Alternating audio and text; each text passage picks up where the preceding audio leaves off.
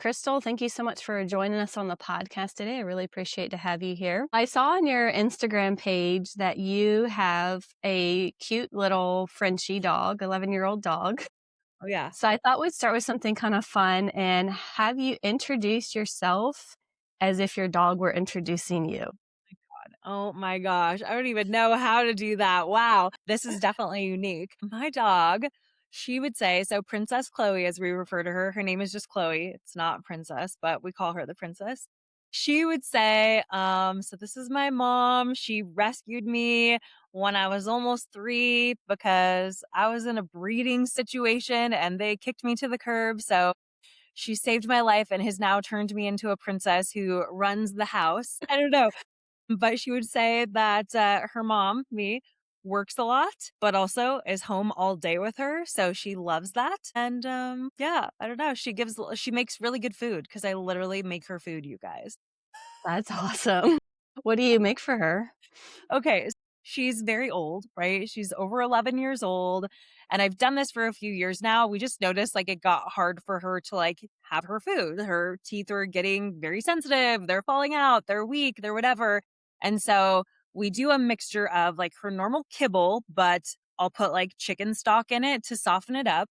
I make her chicken on the Traeger, and so we just grill that up. She does canned dog food as well. It's like this gravy cuts of meat like turkey, venison, beef. And then the other piece that I make besides the chicken is I'll do an instant pot full of rice, blueberries, peas, carrots, sweet potatoes, and squash. So all of that. And then every day she has with her little like Cosequin pill or whatever it is, peanut butter and an egg that I scramble up for her. Oh my Nice. gosh. Spoiled, but in a good way. Very, yes, it keeps her healthy. It's very fitting because we haven't mentioned it yet, but you're a fitness and nutrition coach. So Yep. even your dog has great nutrition. Dude, I tell people that, like, when I make it, because 'cause I'll make it on my story sometimes, I'm like, "If you just ate what my dog ate, you'd be set.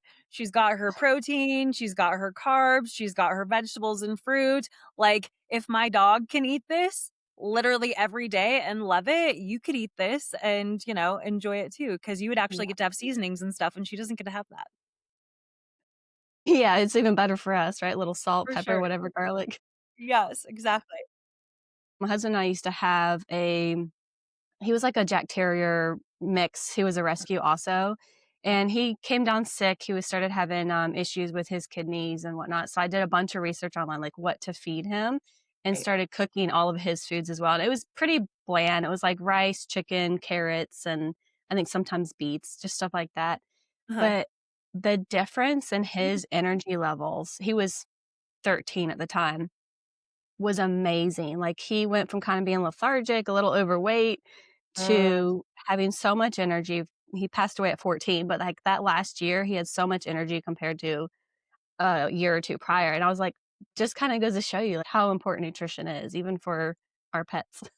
Dude, for real. And it's like so many avenues to go down with that where like, dogs, yes, they have kibble. And I remember even at the time I was working with a client who she was a vet and she saw my stories and she was like, "Oh, but like make sure you're still feeding her XYZ." I'm like, "I am." Like I looked up this recipe. It's, Mhm. lots of other people have been using it. I like looked in a specific group for like Frenchies and everything. And I'm still giving her dry food, but I'm also like using it more of a supplement because I'm like, obviously I would hope that they're not like making this the main thing for dogs in order to like ruin them or anything. But again, I look at it as more of a supplement and like the food that I make for her is like the real deal and makes her feel good and gives her the good energy. It's wild because I remember a couple of years ago, we had gone on a trip to Vegas to stay with my sister in law and we came back and she was like limping around and stuff. And I swear, like once we got her on better food and started supplementing with, I think, is it Cosequin? I don't remember. I don't know what it's called, but I buy it at Costco. She's just been like dramatically changed. She was limping for some time and had some health issues and stuff where we had to take her to the emergency vet. But overall, for the most part, she's better now than she was 5 years ago. So yeah, nutrition's a huge factor for everybody, dogs included. That's awesome. There's no being that has it better, I think, than a dog of a dink or even a sink Yes, person or for sure. couple. Yes. They're Do you guys so have dogs spoiled. right now? No, we don't currently, Okay. which is really hard because I absolutely love dogs. We both do, and I've pretty much always had a dog most of my life, like, since I was a kid, but we're traveling a lot right now, and so It's it's hard. just it would be really complicated, and we don't wanna have to leave it a lot. We've been traveling, like, visiting national parks this past summer and late fall, and a lot of the parks out west, like, can't take dogs on the trail, so and this was after our dog had already passed away, so we said, "Let's just wait, like, a little while and get our traveling and all this stuff out of the way, and then once we kinda, like, settle back down, then we'll consider getting Yeah. another dog." Yeah. That was totally us. So we used to have an English Mastiff and an English Bulldog, and they passed away back in, I think it was 2016. The Mastiff, we don't know. My husband is not big on like vets and stuff, so I get it. I'm also not big on going to the doctor. Like that's a Mhm. whole other conversation. Yeah. But I think that he must have gotten cancer or something because he lost weight really rapidly. He was like skin and bones, went from being this big, 200-pound dog, stand on his back feet and have his paws up on my husband's shoulders, like over 6 feet tall. And then he probably dropped down like half of his body weight. So, anyways, he Wow. passed away like September. Then our English bulldog, we were visiting my parents for Thanksgiving, and she ended up passing away really unexpectedly. So it was very quick. And I think she died of a broken heart because they grew up together. But at the time, I worked for Delta Airlines. And so we were doing a lot of traveling because fly for free, doing all the things. It was hard to get dog sitters because we were living in Denver and we're from Montana, which we literally just moved back here a few months ago. And so we didn't have a lot of people around to watch the dogs. They're really big, so it made it hard anyways. And so logistically, we're like, let's take a year off. Let's do some traveling, get some, go do some things. And then, if the time's right, we'll get another dog. And I started looking into, well, let's get something smaller that we can like travel with because we love to travel so much. So initially I was looking at pugs and my husband's like, no, those are so ugly. We're not getting one. And then he came up with French bulldogs and I was like, okay, cool. So I started doing all the research. I'm looking at all these rescues and stuff and ended up applying for a couple. And I think she was the second or the third that we actually went through the whole process and everything. And so we ended up driving from Denver to St. Louis to pick her up from her foster home. And she's been great for travel and stuff, but it's not like she can go everywhere with us, especially if we go to like Europe or something. Then it's like, okay, Yeah. gotta take her to my parents' house up in Montana or whatever the case may be. But now we're getting to that point too where we're like, she's not going to probably be with us for too much longer. I hope so. I hope she's with us for like 10 more Right. years. But then Yeah. it'll be like, okay, what kind of a break do we take before we then bring in a new one? And what do we want to do? So I totally get that. Yeah. It's definitely a change thing. When we had our dog, he was not good with other people. He had tons of anxiety. The only person that could actually watch him was my mother-in-law, but she lived 2 hours away, so we would drive 2 hours, drop him off, then go back or go wherever we wanted to go, and then we'd have to drive 2 hours to go pick him up. It was just like a whole ordeal, so I think that kind of also was just like, "Okay, we don't wanna end up in this situation again," and then it's like you said, when you're in an area where you don't know anybody or you don't have family, we wouldn't have been able to go anywhere because he would have had a panic attack if we left him in, like, a vet or had even somebody coming into the house, like, he would freak Mm, out and, like not freak out like anger, but he just would shake and, like, couldn't okay. handle the stress of somebody new. And that would be so hard. We most recently, when we were living in Denver, we actually signed up for this app that we had for a little over a year, and it was called Trusted House Sitters. Have you heard of it? I have. Yeah, it's I've never great. used it. Oh, it was so great. We would spend it was like $120 a year or something, and you would sort of like put your home with your pet on this app where it was like an Airbnb type of service where I paid to have our house and our dog on there. Other people paid to do that and or to be house sitters. It was a one-time thing. There it wasn't like Rover where like you're paying per day or whatever. Is you pay this $100 or whatever for the year. You're background checked, the house sitters are background checked, you can interview them. So we would do like Zooms to like learn about them, get to know them, and they would just like house sit for you. So it really was freaking awesome. But like luckily we were at that point where she was able to stay with people, but it's tough if you have, a dog like that can't do those things. And I Yeah. mean, this is also one of the reasons like there's many reasons we choose not to have kids, but it's like what a pain in the ass. We didn't live near any family or anybody to help us out with kids, so we just chose to not go down that route because parenting is tough. Like I have mad respect for parents, but if I knew literally it was just going to be the two of us and we didn't have that support, it just wasn't something I was willing or wanting to do. Yeah, I agree. I can't imagine, like, trying to find a babysitter, and I feel like I would be the type of parent that would be really nervous to leave my child with somebody unless I knew them for a long time. Yeah, it was I hard can't even to leave my imagine. dog, right? Because they are like our babies, but I was like, "Okay, I feel good about this. I've read all the reviews of other people," and in some instances, some of those people actually, like, lived locally, so I was able to actually meet them beforehand, and they would come over to the house and stuff, so Oh, that's really cool. I've always wondered how it worked and how people trusted to let somebody come and stay in their home, so that's kinda cool to know that. That might really, be really a cool. fun thing to do to travel. Like, The only reason we don't have it now, being back in Montana, is because we do have plenty of people, I feel, that we just don't need it. yeah. Montana's a beautiful state. We went through there. The summer was a bit of a blur. I don't know if it was September or August. I think it was August, and we went to Glacier. It's Oh, yeah. gorgeous, like, one of Yes. my So I favorites. don't live in the beautiful part of Montana. I'm more east, but so I grew up like 8 hours east of Glacier. My husband grew up 8ish hours west. He's from a small town outside of Spokane, Washington. And so Mhm. neither of us had ever been to Glacier growing up, which is wild because it's not that far. So that's actually what we did for our sort of road trip post wedding pseudo honeymoon is we're like, we're going to go up to Glacier. And so, every year we're like, we need to go back. We need to go back. And we never did. We literally back in 2012, we got married in July and then we ended up moving to Denver in October. So it was very brief that we were even here in Montana as a married couple. And it's just, but I was working for the airlines for several years, but it was like, no, let's go to Europe. Let's go to all these places we haven't been. And so we did a lot of that. And so now, even this year, we will end up getting to go back up there. We already have a week planned out in August to go up to Kalispell and Flathead and all that with our friends. So definitely looking forward to getting back there. That's awesome. I would if you didn't do it when you went last time, I would recommend the Grinnell Glacier hike. Have you heard of that Okay. one? We didn't do any It's hiking. So yeah, it's grueling, so show I'm up sure. prepared because it is one of the most challenging hikes I've ever been on, but the views are unreal, like, w turquoise lakes that it looks Mm. like you're looking at a Photoshop picture, just gorgeous glacier-cut lakes, and then you actually hike to the glacier, and you get to see the glacier, like, absolutely amazing. So, Okay, love that. I couldn't You walk sold for, me. like, 3 days later, but it was totally worth it. Birthday. Yes. Well, I used to be like a big half marathon runner. It was a problem. I was doing it a lot, and now I like hate running. However, I did do the Kauai half marathon a few years ago with my husband and like 6 of our friends. I used to coach at Orange Theory and they were all big runners and stuff. And when I was half marathon running, it was like, let's go places. Like I didn't want to just do them for just to do them like where I live. Yeah. So we would go to Dublin and Lisbon and British Columbia and like all these great places. So I did the Lululemon half marathon back in like 2016, 17, 18, something like that. And it is gorgeous. It's in Vancouver, British Columbia.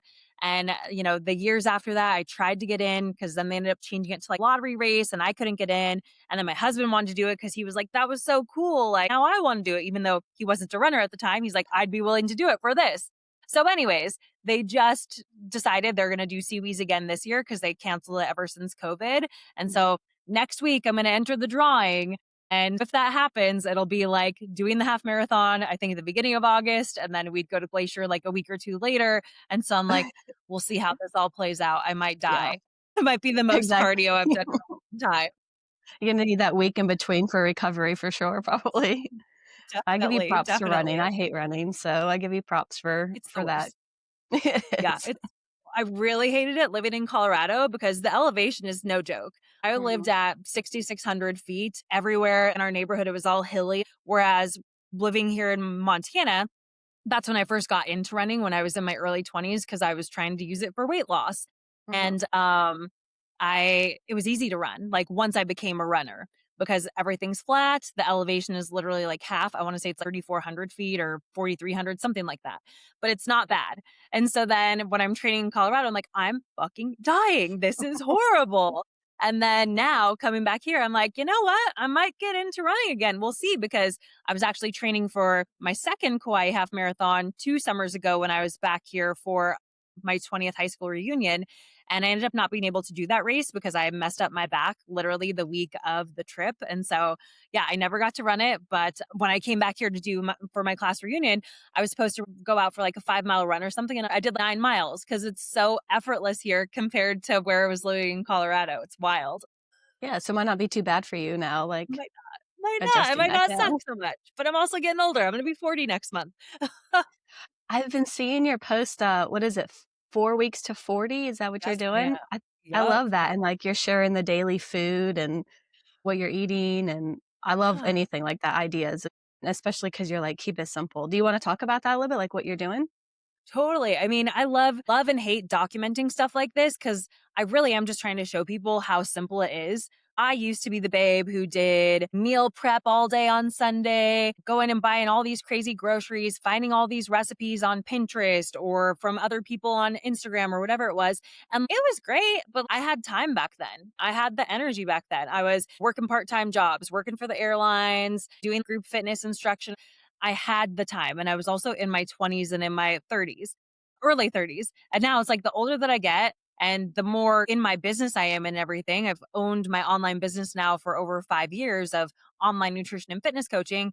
There's no free time. Even today, I was messaging you this morning. I'm like, I'm so sorry because my weeks are so jam packed, especially from the get go, that like there's no time to think about food. And if I have a specific goal in mind, for instance, for this 4 weeks to 40 little documentary series that I'm doing, I don't have time to like make robust meals. Not that I ever did before, but now I'm having to make time to like show people what I'm eating and stuff, which sure, it doesn't seem like it takes that long, but it kind of does because I don't It want it to does. look like super shitty or whatever. And it Yeah. still kind of does because I actually don't care. But I'm just showing people, hey, I eat the same things over and over. This is really boring. You would get so bored if I just posted my food every single day because it really is copy and paste from one day to the next.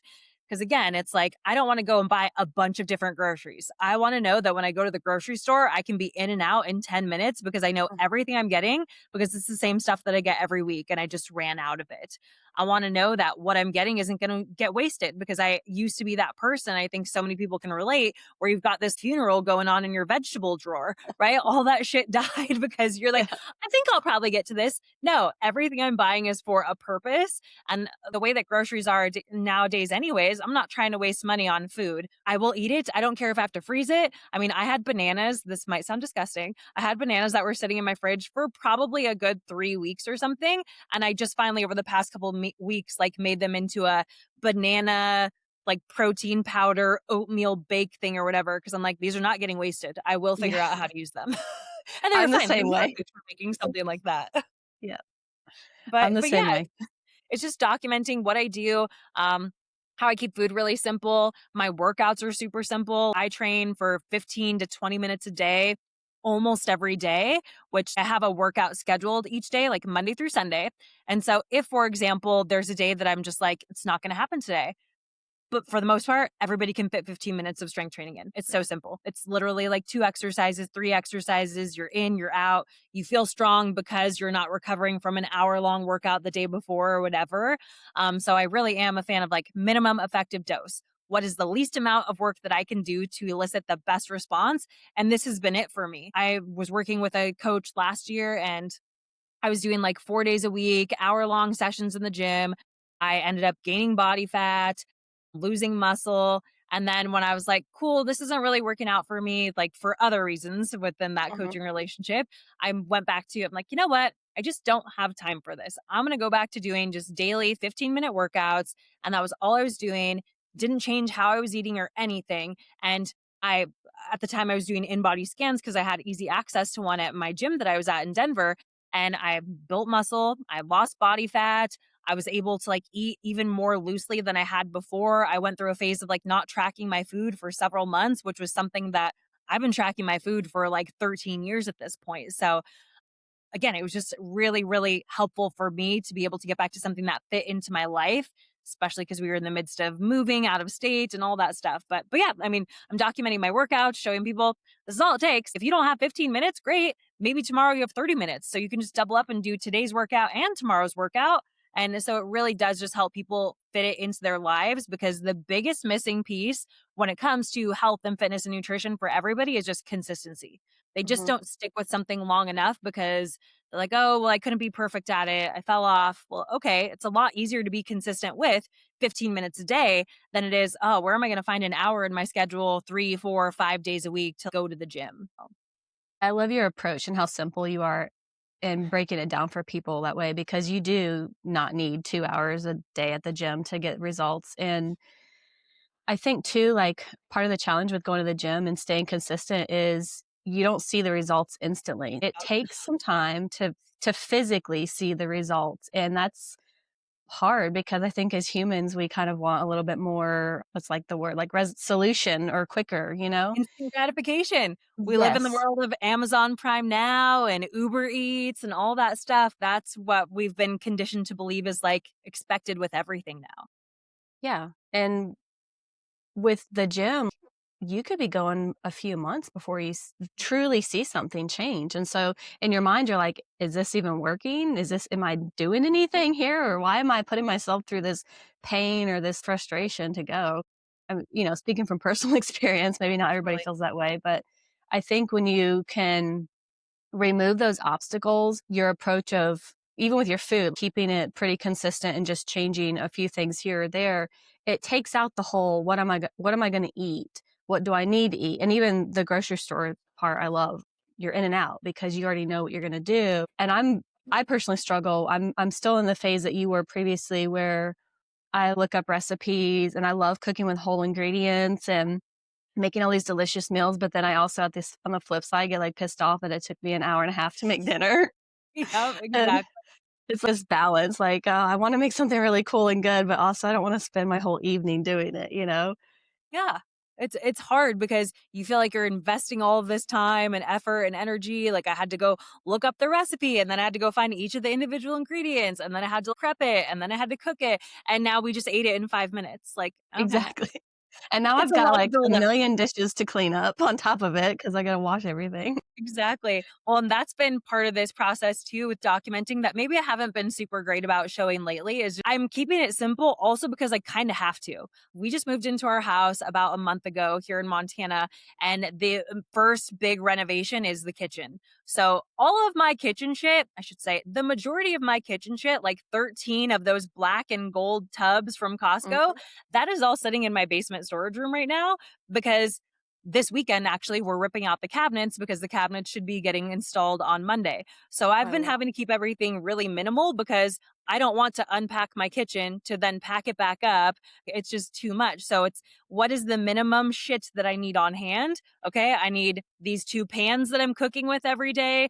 I went got a new air fryer because I did have an air fryer at my old house, and then we did a kitchen remodel there a couple years ago, which sucks doing it right before we ended up moving like a year later. Now you gotta go But I through it had this again. amazing had this amazing double oven that had, like, an air fryer built into Oh, it, so I'm like, "Oh, I don't have an air fryer anymore." So, anyways, I found a new great air fryer, I've got my Instant Pot, the stove that, like, came with the house, it's really great, the stove/oven, so don't need to do any changes there, and then I have my Ninja Creamy because I eat high protein ice cream every night. That's as minimal as it is. When I sold my house, I actually even sold her my dishes, so I don't even have dishes. Everything is like paper plates and stuff right now because yeah. I don't want to do anything until I have the whole vision of, "Oh, here's the kitchen. Okay, now here's the dishware that I want," and stuff. I love that though, because that means, like, pretty much anybody could do it, no matter Exactly. how large or small your kitchen is or what your circumstances are. It's so approachable. Totally, totally, and that's what I wanted. I want it to be realistic for people because for too long, I think all of us have fallen into this unrealistic expectation of an outcome because the people that are able to produce that, they have unrealistic lives. They don't relate to you in any way, shape, or form. It's like the 20-year-old that's trying to give me fitness advice or nutrition advice that has grown up and been an athlete all her life in high school, in college, and then she's gonna tell me, a nearly 40-year-old woman, about anything? No, no. Yeah. Sorry, we're It not the same at all. You don't understand yet, you'll get there, but you don't Yeah, understand yet. exactly. You've never been a former fat kid. You didn't try to lose weight to date your now husband. So I just am not gonna take advice from you on any of this. Yeah. Somebody who's been through that journey can definitely give a lot more advice, and they know the struggles, even if it's situation's a little different, you're gonna empathize a lot more with them. Yeah, exactly. I mean, and that's not to like say that people that are 20 years old don't have life experience. Some of them fucking might. And Yeah. hard for you. And for me, I'm a privileged woman. I will say that 1000%. I'm very privileged. I didn't grow up in like a house where my parents could just give me anything I wanted by any means. My parents are blue collar workers. I put myself through college, paid for everything. I don't do anything with my degree anymore, but hell, I've built this business from the ground up myself since, the the end of COVID. I am very much self-made, but I'm still understanding that I am privileged and the way that I grew up, although it may not have been amazing by other people's standards, my parents did the best they could with what they had and showed me what hard work looks like. And also, I know this again might be something that maybe not everybody resonates with or that people might say is shitty, but I feel like when you grow up with your parents, it either, well, it shows you two things. It shows you what you do want and what you don't want. And there's a lot of Mhm. things about the way that my parents raised me or, the things that I saw from them growing up that I'm like, don't want that for myself. Things like even having kids where I'm like, I love obviously that my parents had kids, right? Yay, here I am. But I also didn't want to ever find myself living paycheck to paycheck and, you know, really being scared about putting food on the table for my kids or something like that. And yeah, that's probably like trauma, whatever. I don't care. The fact of the matter is I just like don't want kids. There's Right. many reasons why. Yeah, I mean, people can call it trauma or call it whatever they want, but really, in my opinion, it's like sitting back, assessing a situation that was close to you, your direct family life, and saying, what do I like and not like? And do I want to repeat it or not? Yeah. I Yeah. think that's healthy to do, to like there and kind of do that self examination. And the best, in my opinion, one of the best things is like the people in front of you, whether that's friends or family. Like, what did they do and where are they now? And do I want that same result as them? If not, then don't do what they did if you can Mhm. avoid it, you know? Yeah. Whatever Yeah. it may be, even outside of children, like money or lifestyle or health, you can just kind of assess that and make some really good decisions that way. Exactly. And I think, yeah, with that, it comes to everything, like you just said there, even with health. Like that's why I try to show people like how simple I make it. I don't know. Do you want to spend hours making those recipes that you're making, or do you want to put some berries and yogurt in a bowl and add some granola and be like, oh, that's actually really good and took me no time. Right. It took me 2 minutes. Yeah. Yeah. So I'm curious, was your husband also, did he not want children when you guys got married, or was that a decision you made together? So my husband and I have the same birthday, although he is 4 years older. So I'll be turning 40 on February 15th. He'll be turning 44. And so it wasn't something that we like really talked about when we were dating, like, "Do you wanna have kids?" or anything like Mhm. that. But as we got married and stuff, obviously people are asking like, "Okay, when are we gonna have kids?" We're like, we don't know, we don't know." And so usually for our birthday, almost every year, we'll go on a beach vacation of some sort. And so every year on our birthday, we'd go and be like, "So where are you at? How are you feeling about things? Are you wanting to bring kids in? Are we good?" And every year it was the same conclusion, like, "Nope, I'm good. I don't want to change things up. I like how things are. Not interested." We're the people that we love. Like he has a niece and a nephew. We're not like close with them. They live in Washington State. They're far away, but like they're great kids. And when we're around them, we love being like aunt and uncle vibes. Yeah. We just moved again, like I said, back home to Billings, and we have our best friends here that their kids are like 12 and 14. I've got some of my girlfriends that I grew up going to school with in high school, middle school, whatever. They all have kids. It just is never something that I felt pulled to do. And he's very much the same, where it's like, it's just so much more fun to be like aunt and uncle and like, wow, your kid's fucking annoying. That must be really, really hard to just listen to them cry every day about the dumbest thing. Bye. Like, we love them. We love being around the kids. And I respect parents so much, but I'm just like, it is not for me. It's just a lot of extra stress. I don't know where it comes from with either of us. All I know is that at the end of the day, we've always agreed on it. Whereas I have friends who are in marriages where maybe one of the partners doesn't want kids and the other one does. And it's like, you guys probably should have like figured this out before you decided to get married. And one of you thinking that you're going to change the other person's mind. That to me is insane. Whereas we were made a very conscious decision every year to just have that conversation, see if anything had changed instead of just expecting that we were always going to be on the same page. Like, let's address that. I think that's awesome. I love that you guys check in each year too. Just be like, hey, you still good? You change your Yeah. mind? Keeping it And now open, it's you over. know? Yeah. Now Yeah, it's now, over. We did this. Like, it's goodbye. We don't have to think about it anymore. Like, we just got to the point where, like, yeah, it's probably just not necessary at this point anymore. yeah, absolutely. My husband had that done actually before we even met, so we're Oh my like gosh. good to go. Wow. Yeah, Yeah. Okay, cool. Can I but ask you about that with you guys? How'd you come yeah, together, or what was that decision look like for you guys where you're like, "Oh, I can be with this guy because I don't want kids either." yeah, absolutely. I knew my entire life that I don't want kids. I don't kind of like you, I'm not really sure where it came from, Uh-huh. but when I was a teenager, 20s, I was like, I don't want kids, I don't want kids.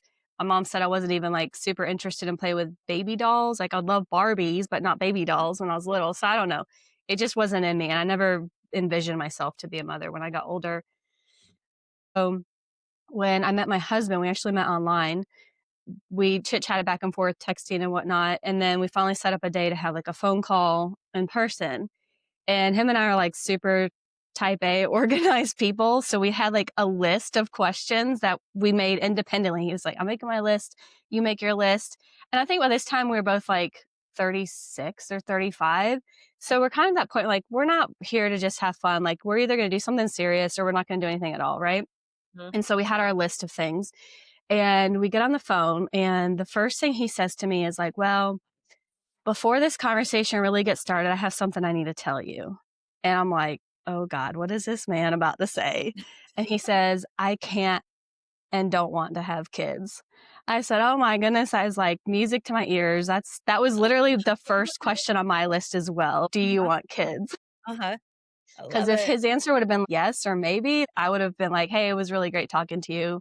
Have a great life. Yeah. We don't need Yeah. to waste any time here. So yeah, he's didn't want any, and actually he had his vasectomy done before we met. Like he was single. He wasn't at the time when he had that done. He wasn't even married or dating or nothing, but he was like, I don't want kids. And he was in his late 20s by this point, and he said, I want to make sure there's no accidents.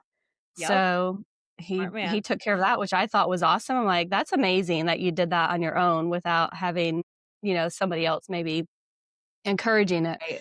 Yeah, we love it. So many times we're out in public and there's like a screaming baby or just something, like, oh, we were hiking this past weekend. We were hiking and we were like at the trailhead and there was a couple with what do you call it, a stroller pushing their little Mhm. baby. And I was like, oh my God, can you imagine? We already had to pack all this crap just for us. If you have to pack like diapers and strollers and baby bottles.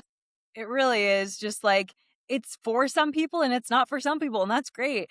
I've had a few pieces of viral content with talking about being double income, no kids, and my dog, and people are, for the most part, great. Obviously, there's a lot of us dinks out there, but then you'll get those bad apples sometimes and people just like talking shit. And I'm like, I don't judge you for wanting to have kids because, like, I get that that's a choice that a lot of people love to make. I also get that that's a choice that some people are not choosing to make. They got stuck with it. They didn't want it. I know friends, people who have raised kids that are like, I hate being a parent. I never wanted to have kids. I messed up. It was an accident. Wasn't supposed Hmm. to happen. Blah, blah, blah. Like, have you ever listened to the podcast Smartless? Mm-mm, no, I haven't. It's Jason Bateman, Will Arnett, and Sean Hayes. So all these great comedians. And Sean Hayes, gay guy on there. Him and his partner have been together for a long time, but he's the only one that's not a parent out of the three. And he's like, I would much rather have kids and regret not having them than have them and regret having them. Right. And that's kind of how I am, where I'm like, I don't Right. want to regret that I had them if I wasn't 1000% sure that I want them, nor do I want to resent them if I'm like, you fucking ruined my life. I could be doing this and that, and you have destroyed that for me. So, am I maybe missing out on something really great? Sure. Do people tell me and my husband all the time that we're the type of people that should have kids because we'd make amazing parents? Of course. But they don't live my life. They don't get to decide that. They're not going to pay my bills. They're not going to take care of my kid when my kid's fucking annoying me. They're not going to make arrangements when I want to go on a vacation to take care of my kid. At the end of the day, I am the one that is stuck with that either burden or blessing, however you want to look at it. And I chose to not be burdened with that thing that I do feel like is a blessing for many people. It was not one that I wanted for myself. That was always kind of my take. I was like, I never was like, yes, I want to have a child. I want to be a mother. So I'm like, if you're not 100% on it, you should probably not do it because it is Totally. such a huge commitment for your life.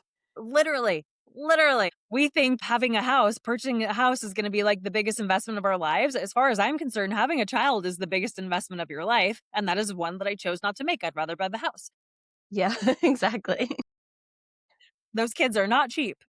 No, not at all. And a lot of stress on top of it. Yes. So I did hear, I think in one of your podcasts that you used to be a school teacher, right? Is that Yes, right? ma'am. Yeah. So how did you go from school teacher to fitness and nutrition? Yeah, yeah. So, okay. I went to college and didn't know what the hell I wanted to do in college. However, my best friend at the time, she was in school. She and I were two of the people out of our groups of friends that we became even closer friends because we ended up staying here, whereas a lot of our friends went away for school. But anyway, she was going to school for elementary ed. And so I think after my first year, I was like, okay, well, I need to declare a major. Kids really like me. I'm good with kids. Okay, I'll do this too. I had no idea what I wanted to do. Like I said, I was the first person in my family to even go to college. So that's what I did. The year after I graduated, I got a job working at the school that I had done my student teaching and my practicums and stuff at. I wasn't able to get a job teaching just yet. So I was actually doing this like pilot program that they were doing where they had me working as a behavior specialist with a mental health therapist that they brought on staff. Um, work with these kids because I worked at it's like the highest poverty school in the state.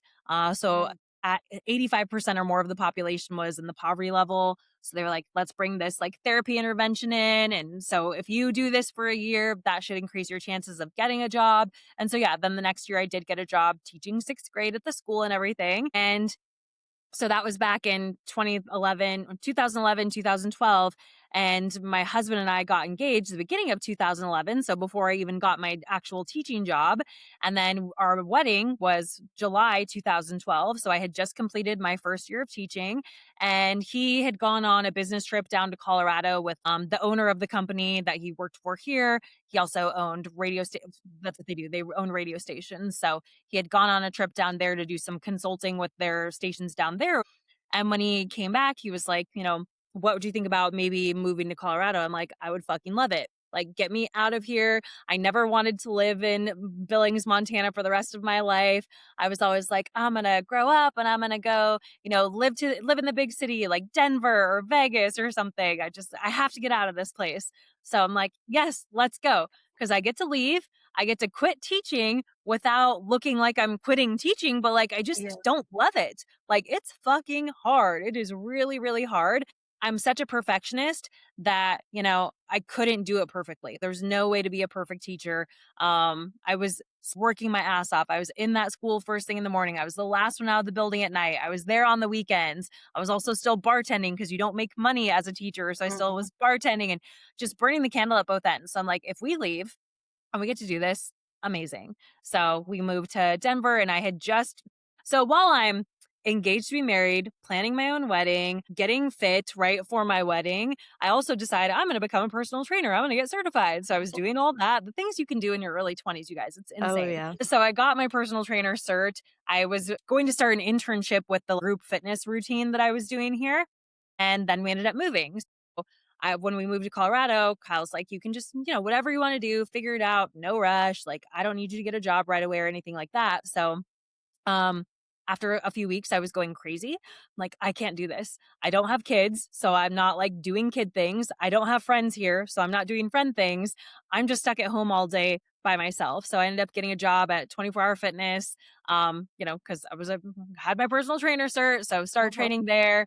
That didn't last long. I ended up opening up my own women's boot camp and all the things. And so, yeah, I've done group fitness. And then back in 2020, I started working with my own online nutrition coach. And that's when I was like, oh, this is the missing piece. So while I was working at Delta Airlines and coaching Orange Theory, I also decided to start my own business with coaching. And so, yeah, that's how we came to be where we are. And now Carbs and Consistency Nutrition Coaching is 5.5 years deep and it's amazing. I love it. Can't think of anything I'd rather be doing. That's super awesome. I was gonna ask you if you have any regrets, but it obviously doesn't sound like it. No, no, I think everything worked out, like, exactly how it was supposed to. Right now, I actually also have another job where the first business mentorship that I went through back in 2021, it was all about helping fitness coaches to build their business, right? Here's the systems and the back end things you need to do. And I've been through other mentorships since then, but they really were the solidifying, like, got me to set up my business the way it needed to be. So now I actually am a coach with them where not only do I coach my own nutrition and fitness clients inside of my business and get to be my own boss, but I get to be a part of that team. So now I'm coaching other aspiring coaches who are trying to either start an online business or improve their online business presence or whatever that looks like. So really, I am still like an educator, I guess, just with adults who choose to be there instead of kids who are despising being there. Yeah, exactly. And in that coaching, you're only coaching people who want to get into, like, fitness Yep. coaching themselves, is that right? Yep, exactly. So, I mean, it can be people who are like personal trainers, nutrition coaches, whatever. Sometimes we'll have people that are like a physical therapy background or chiropractic or something like that. But yeah, it really is just focused on the fitness, nutrition, wellness side of helping people to expand their online presence and build a business so that they can do it from anywhere. That's what made this move like hard and easy. Like when we moved to Colorado from Montana, that was easy because I just, like, quit my job. Cool, like, no big deal. But then moving back up here, it's like, cool, I don't get to take any days off. I'm still working even through this big move, completely uprooting my life after 13 years of being away. We literally lived in my parents' basement from, like, mid-September to mid-December, so 3 months of, like, "Oh my god, fucking kill me. I need to get Yeah. out of here."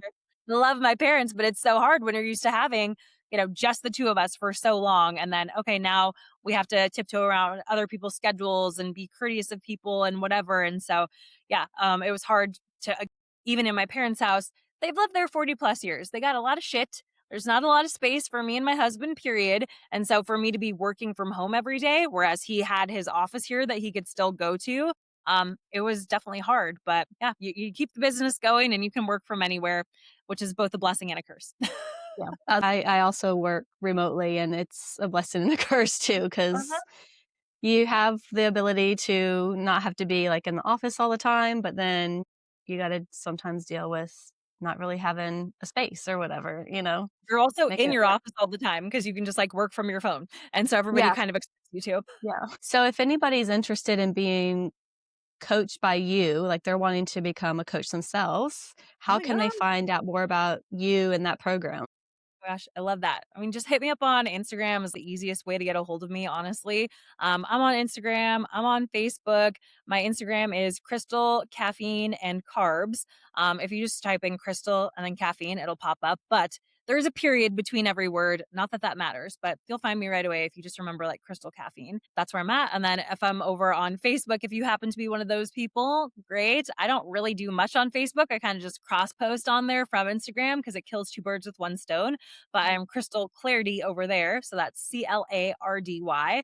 And just shoot the shit with me. Ask me whatever questions you got. I'm an open book. Like I said, I've built this thing from the ground up with my own business, but it didn't come with me like doing everything on my own.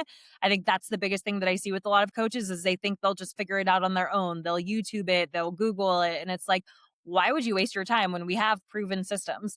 I'll just be totally forthcoming. I invested $10,000 into that mentorship back in 2021.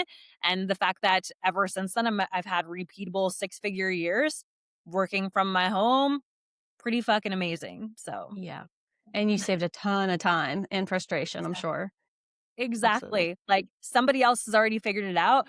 Just tell me what to do and I will do it. And that's how it came to be. And so now it's Yeah. super fun to watch other people do that too. And I'll be sure to include your Instagram and Facebook information in the show notes so everybody can find it Amazing. there as well. When you're working with clients, whether that's like a client that's looking for coaching for a fitness plan or nutrition, what do you look for in them to see Mm, if they're a good fit for you and them yeah. to work together? I mean, just somebody who's willing to recognize that, like, they don't know it all, right? Like, you don't know Mhm. it all, otherwise you wouldn't be coming to me. Like, you clearly are somebody who has more of like a dream outcome that you're looking for. You haven't achieved the results that you want, or you have achieved them, but it wasn't sustainable. So just being willing to understand that, like, I am the expert here. I've been doing this for a long time. I mentioned to you before, I've been tracking my food for like 13 years.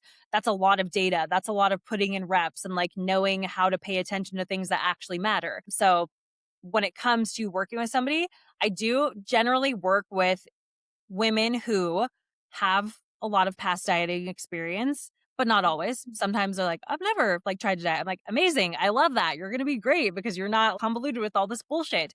So I really like people who are into numbers. It doesn't mean that you have to be, but it has to be you understanding that like the numbers don't lie. That's why we track our food. That's why we track our workouts because I need to have data. I'm not living your life with you. We're in an online relationship where I'm not following you around every day. So you just recording your food and recording your workouts and communicating with me and stuff. That's how I'm going to know what's going on so that I can help you.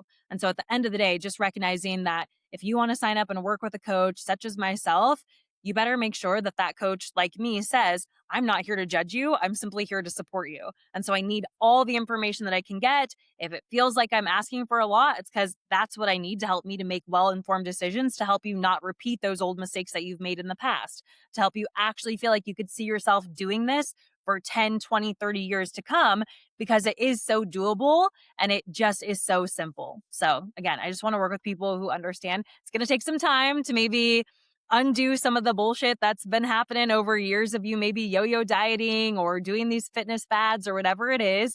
And I want to show you the better way. So if you want to have a better way and you want to make sure that, somebody feels like they're on your team and in your corner and truly want to see you be successful, then please come hang out with me. And if you're type A, even better, but it's definitely not a requirement. Yeah, I heard you say in a post or something how the quick fix diets aren't really quick. I never thought about it that way, but it's so true. Yeah, Yep. you might lose weight really fast, but then you're gonna put it back on, and then you're gonna do it again and again and again, so you end up spending way more time than if you could just stay consistent for a stretch of time to actually see Yep. results that are gonna stay. Like, you're not gonna Mhm. lose the weight and then gain it right back. You're gonna be able to consistently keep your weight at or whatever your goal is. It doesn't always have to be weight. You can keep it at whatever you want it to be, you know? Exactly, exactly. And I think it just gets tough because people want the instant gratification, like we talked about before. They think, well, I did this other thing and I lost 30 pounds. Why hasn't that happened here? Because we're doing it the right way. Because I want you to lose 30 pounds, but I want you to keep the 30 pounds off instead of gaining it back like you did. I have a client who's worked with me for over 5 years at this point, literally since like the inception of my business in November of 2020. And she has slowly lost the weight. She's down 30 pounds over the course of 5 years, which most people will be like, that's insane. Are you kidding me? I'm like, but she's never gone back up to where she started. How many diets have you started where you've lost 10 pounds, 20 pounds, 30 pounds, and you've gone back and yo yoed? That has never happened with her. We go through our phases when we are strategically working on weight loss, fat loss, great. And then we go through maintenance. That's what people don't know how to do. Everybody knows how to lose weight. Nobody knows how to maintain their weight loss. And that is what she has been able to do successfully for the last 5 years. And it might be really boring to a lot of people, but I'm like, being boring and like being down 30 pounds and keeping it off sounds way more exciting to me than losing the weight, gaining the weight, losing the weight, gaining the weight. That sounds like absolute insanity. I agree. And honestly, I think it's a healthier approach, especially for females with our hormones. That quick weight loss, Yep. depending on how it's done, can really do a lot of damage to our hormones. But if you're having this good, consistent drop, I think in the long term, it's gonna be healthier. I'm not a professional like you, so correct me if I'm wrong, but, like, in the You're long learning. term, I think I love nutrition, so I love, like, reading and watching stuff about this, but, like, in the long term, it's, like, better for us. It's gonna help us as we move through those different stages that we have as women, like perimenopause, menopause, postmenopause, all that stuff, like, to be able to have that consistency. Yeah, exactly. Because, everybody wants to blame their hormones or blame X, Y, or Z, blame the stress. It's like, it's because of what you did to your hormones with those actions that you were doing, right? We can blame the hormones, but ultimately you were the one who had control over those things in many instances. Obviously, there's Right. definitely certain circumstances, but it's like your hormones are fucked up because you keep yo yo dieting. Your hormones are fucked up because you think Peloton is an effective workout for a 40-plus-year-old woman to be dripping in sweat. And if I'm not crawling on the floor at the end of the workout and I'm not sore and sweaty and exhausted, then it wasn't a good workout. Like, you did that. Your hormones didn't do that. You made your hormones the way that they are. And so, yes, maybe that is a challenge in your weight loss efforts, but you have to take ownership and responsibility that they wouldn't be like that if you hadn't done it. Yeah, absolutely. Speaking of hormones, I know that you really encourage women to lift weights, which I absolutely love. I'm a big believer in that. I've heard and from what I've read, like it really helps our hormones as we age and go through the different stages. But I was curious if you could speak to that a little bit, like, because I think there's a big misconception that lifting weights, you're going to get like jacked and you're going to look like a man, which is really hard to do for females, first of all, especially just naturally lifting weights. But the importance on why somebody should consider incorporating weightlifting into their routine if they're not already and why that's beneficial. Oh, yeah. I mean, especially as we get older, our muscle mass. So everybody's like, oh, you get older and your metabolism slows down, blah, blah, blah. Your metabolism doesn't actually make any sort of noticeable changes until after age 60. Wow. Basically, 40s, 50s, it's all pretty much status quo. But if you want to like improve your metabolism, you can do that. It's not just going to dwindle because of nothing. It is going to dwindle because of your lack of action towards maintaining a happy metabolism, for lack of better terms. So things like strength training, eating enough protein, eating enough calories, having quality ingredients. I love how you mentioned like you love cooking with whole foods and stuff. Like that's really it. If you are just strength training, you're eating enough protein, you're eating enough calories for your body to have all it needs to be able to fully function and fire on all cylinders, you're going to have happy hormones. Strength training helps you to build muscle mass as well as bone mass. None of us wants to be suffering sarcopenia, which is the loss of muscle mass. None of us wants to be suffering osteoporosis, which is the loss of bone mass. That's where those sayings of like slip and fall, break a hip, die of pneumonia come around.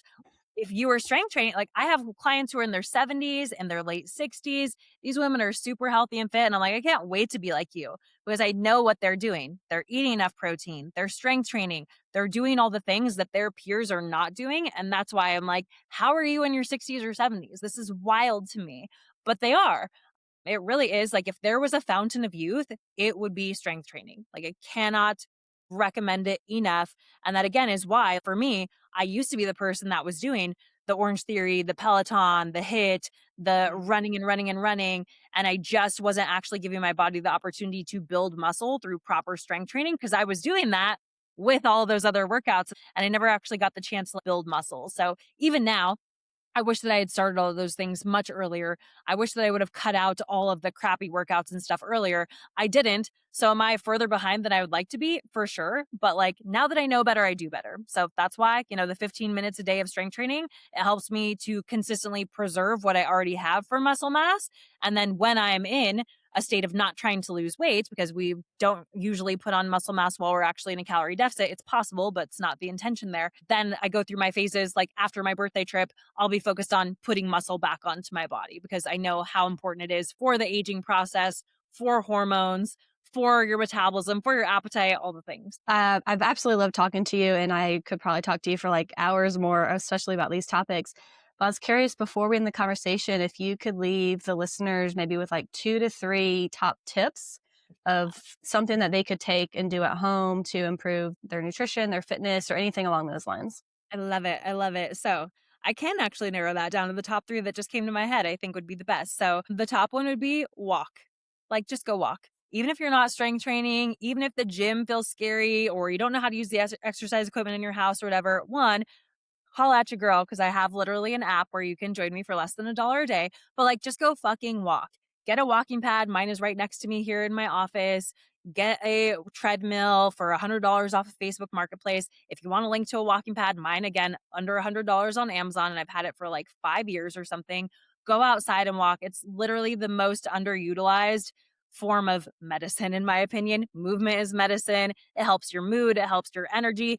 Even if I have a client who gets up and walks for 5 minutes a day every day to start her day, and it dramatically impacts the rest of your day. So walk. Can't overstate it enough. Secondly, I would say sleep. Stop pretending like you don't need sleep. Oh, I'm good off of 6 hours. You're not. You're not. There is a reason why they talk about 8 hours of sleep, and that is because we should all be trying to sleep for 8 hours a night. We should be spending 33% of our lives sleeping because it is that impactful on your hormones, on your appetite, on your hunger, on your body's ability to build muscle and burn body fat. Like getting enough sleep and getting good quality sleep has huge payoffs. There is no bigger ROI.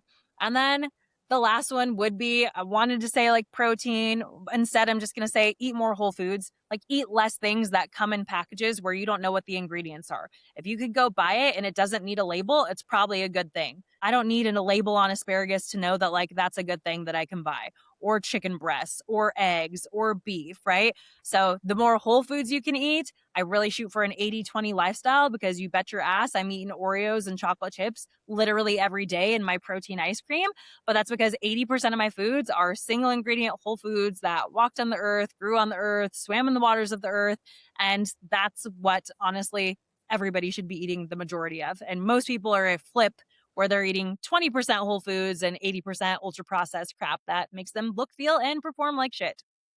I like that approach too because it's realistic. We still need to enjoy life. You still need to have the cookie, have whatever. Like you got to live life. It can't be all perfectly, strict, because that's like, then what's the point? You're not enjoying it, you know? Yeah.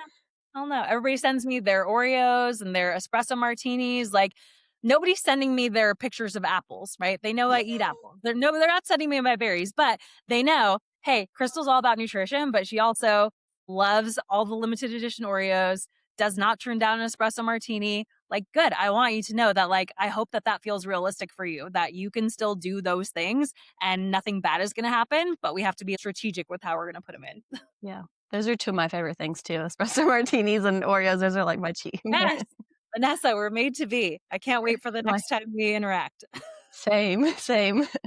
And one last thing I want to ask you is you have a podcast. Can you tell us the name of the podcast if they would like to learn more about this topic? Yes, of course. So it's called Stop Talking About Fat Loss. And so my co-host Erin, she's the one that started it. So we just actually today is going to be our 100th episode. So today is Wednesday, January 21st, and our 100th episode is being released. We recorded that last week.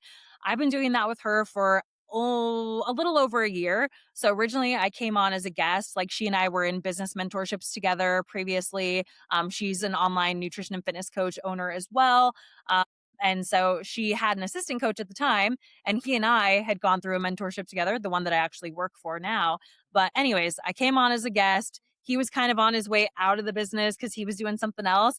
And I didn't know that at the time, but I was like, anytime you guys want me back, like, let me know. Anyways, I've been doing that for over a year. We talk every week.